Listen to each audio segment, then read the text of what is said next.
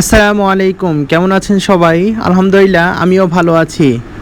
প্রায় এক মাস পরে আবার নতুন ভিডিও নিয়ে আপনাদের সামনে হাজির হলাম।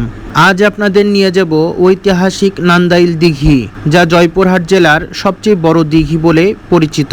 চলুন তাহলে ঘুরে আসা যাক।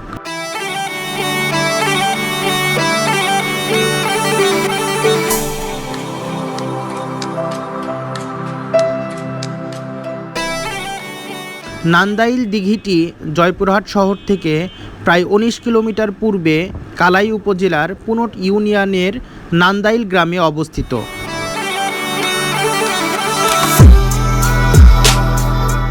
দিঘিটির পরিচয় দিতে গেলে বলতে হয়, একসময় এই দিঘির চারপাশে ঘন বন ও উঁচু নিচু টিলা থাকলেও বর্তমানে তা সাফ করে বসতি গড়ে উঠেছে। এর দৈর্ঘ্য প্রায় ১ কিলোমিটার এবং ৬০ একর জায়গা জুড়ে বিস্তৃত।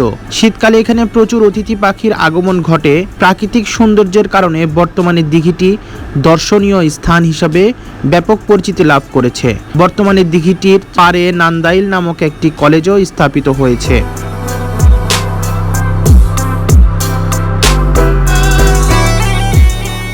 কথিত আছে, মৌর্য বংশের সম্রাট নান্দলাল ১৬১০ সালে এই ঐতিহাসিক নান্দাইল দিঘিটি খনন করেন। শুকনো মৌসুমে কৃষক প্রজাকুলের চাষ ও খাবার পানির দারুণ অসুবিধা কথা চিন্তা করে এই দিঘিটি খনন করা হয়। স্থানীয় জনগণের মতে দিঘিটি এক রাতের মধ্যে খনন করা হয়েছিল।